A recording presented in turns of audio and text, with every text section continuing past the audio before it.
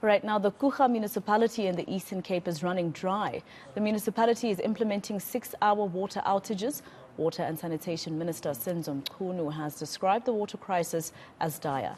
The cuts are expected to last 8 weeks after one of the region's 4 reservoirs dried up.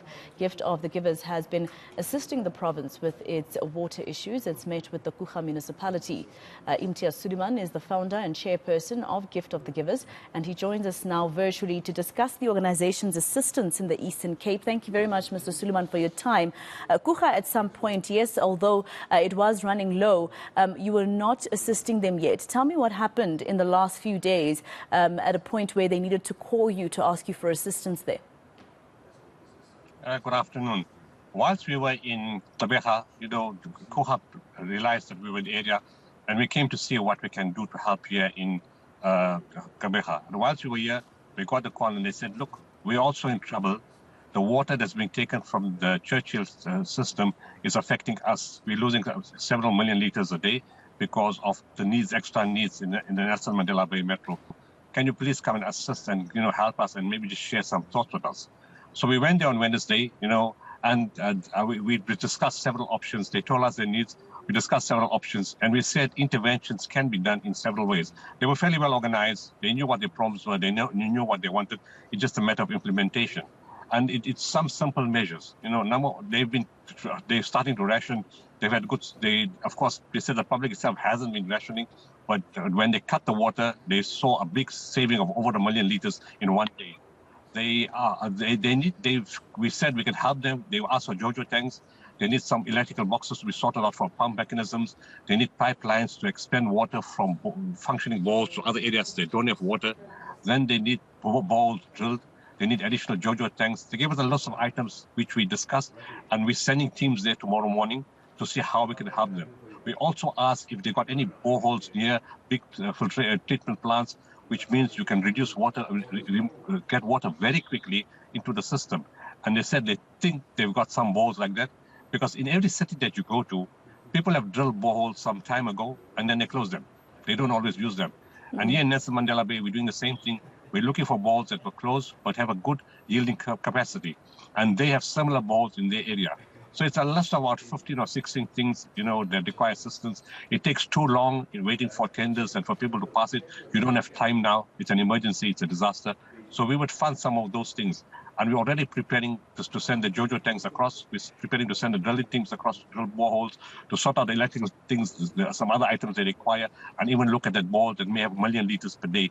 So I'm sure we can make a meaningful and substantial intervention in the area itself. It won't completely solve the problem, but it'll go a long way to assist in the problem. Although I know that Gift of the Givers is that Good Samaritan organization that steps in, how are you doing financially? I mean, will you be able to do this for the entire Eastern Cape? It looks like it's going to be a widespread or a more widespread problem. It requires a lot of funding. We're thankful to Sunfoil who gave us the first 5 million rand to start the boreholes in here in Nelson Mandela Bay Metro. But it's going to require support from the country as a whole. It's very costly business. Drilling boreholes is very expensive. And it's not only the borehole drilling. It needs JoJo tanks. It needs electrical supply. It needs pump systems. The pipelines you have to put in what they've requested. Fixing motors, fixing mechanical items. These are all additional things that we supplied. It's going to run into millions of rands. We're going to do what we can. And, we're hoping that once corporates see what's being done and the public sees what's being done, support should come. But, we appreciate any support that comes, but we can't wait for that. There's an emergency. The water is going to stop, and it has to be done now. It can't wait for the next few weeks. Mr. Sooliman, who exactly has been calling Gift of the Givers to ask for assistance? Is it ordinary citizens who are desperate for assistance, or is it government officials as well? It's a combination. Around the 29th of May, it was the Nelson Mandela Bay Metro that called the municipality themselves called us. The business chamber called us, and the Kouga Municipality also called us, the municipality itself. And then over a period of time, hospitals, schools, community leaders, people in the ground who know us that we do, because we're in the areas all the time, the calls started becoming very, very diverse. Even individual companies, media houses, everybody started calling because they all said they're running out of water and they're all in trouble and they're all in difficulty. But it started off from the top, from the municipalities, and it spread across everyone else. that called for assistance and still calling for assistance. Mr. Sooliman, in fact, we do have the Water and Sanitation Department's Minister, Mr. Senzo Mchunu, who is also joining us virtually to just tell us in terms of national government and its collaboration with the provincial government exactly what is happening. Minister, thank you very much for your time here on All Angles.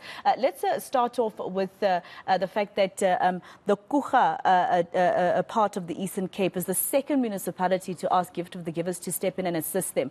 So according to your investigations as a department, is this a widespread situation in the entire province of the Eastern Cape?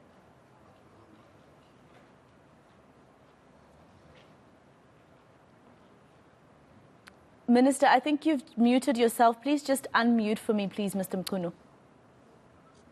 Sorry. No problem. Yes, you are talking about the Kouga Municipality, and I want to add the Kouga Irrigation Board at the same time, and to say that, yes, as far as this problem is concerned, they are interlinked with the current situation in Nelson Mandela Bay. And it happens that we have a meeting right now, which started some 40 minutes ago, the municipality and the board. We are discussing ways and means of, walking this tight rope or tight line, all of us together, particularly Kouga Municipality and Nelson Mandela Bay Municipality. You see, the situation here is that sources of water for Nelson Mandela Bay are located within Kouga Municipality, but also in the area of operation for the for Kouga Irrigation Board, which uses most of the water in Kouga Dam, which is very low at the moment. But also Nelson Mandela Bay draws water from it at the same time. And therefore, we need to do this together. We need to plan together. We need to deal with this situation together. Yes, it is spread outside of Nelson Mandela. And Minister, how is the collaboration between government and organizations such as the Gift of the Givers? Well, it's going to be a lot of all of us maximizing our understanding of the situation. In terms of water levels right now. I was in Pofu Dam, very low. I also went to Kouga Dam, very low. We have to understand the situation of restricted water availability right now. As you have played this video of somebody watering the way they're doing, I'm panicking internally and wish they could stop. The situation is really dire in terms of levels of dam. I went on top of the pipes right in the middle of Mpofu Dam, and I could see that water level is really very low, and the pumps are almost touching the floor of the dam, as it were, and that's why we have, as one of the measures, pushed the pumps towards the wall in Mpofu Dam, so that we keep on throwing some water from there for some time. But the name of the game now is restriction, because there's no rain for 7 years. It translates to no water or low levels of dams towards zero, and then in the pipeline that is in the system, and then ultimately to the houses. And therefore, in order to meet this situation, we've got to start from the houses. That is consumption, lessen the demand, lower the demand there, restrict, even including to people who are really not cooperating. We had a meeting with councillors, and we're establishing a system of monitoring each home,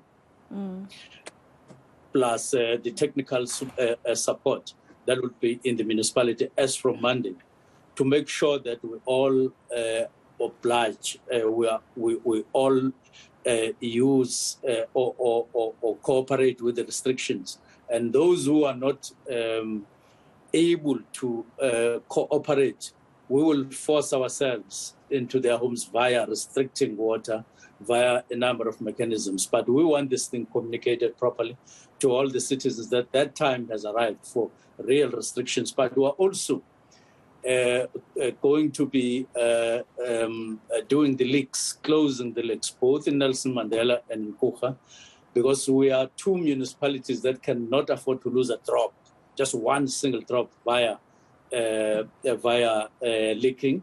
And that's why we then have been speaking to all councillors in Nelson Mandela to take responsibility of leaks in their wards, while they've been we have contracted a number of companies to close them, but we want them to work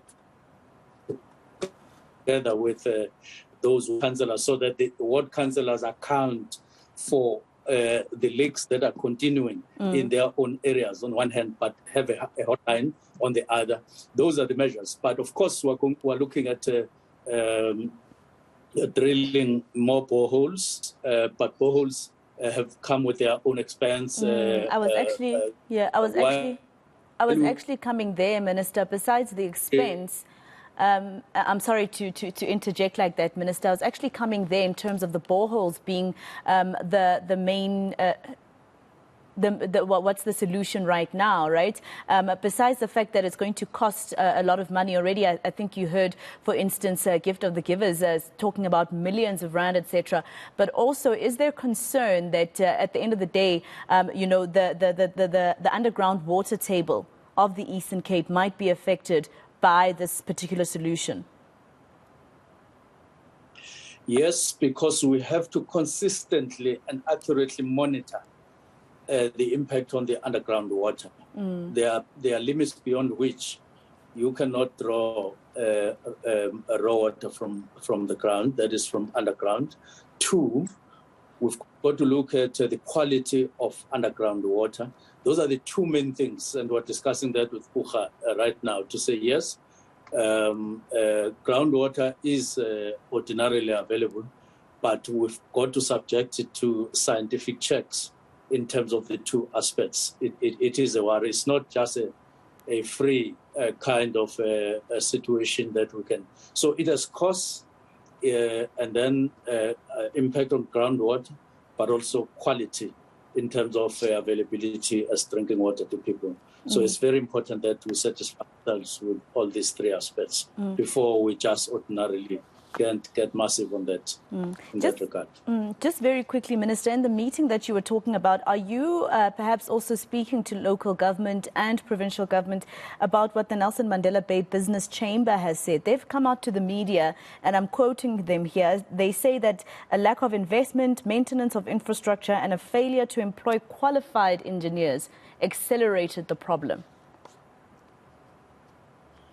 Well, I would generally agree with them, and that applies to the past, not the present, not the current, certainly not the current. Ourselves, with the intervention team of 6 people, I think 4 of them are qualified civil engineers, and one of the engineers is going to be full-time here, and will work around them. And the second one, who will be mostly available, is also a qualified civil engineer who was central to the Cape Town day zero operations. We are getting them here, and others are experts in water of long time outstanding and well known. One of them is a consultant. So we have pushed ourselves to ensuring that when it comes to knowledge, skill, experience, and qualifications, we don't hold any. We just bring the best to the situation. They will work with the team from Nelson Mandela Bay Municipality, and from them we'll get the best. We are sure in that aspect. But Kouga also have qualified people, as we are discussing with them right now. All right, Minister. Well, we'll get an update from you, of course, as the days go, because we understand that day zero is coming fast and it's approaching quite quickly. That was, of course, Water and Sanitation Minister Senzo Mchunu.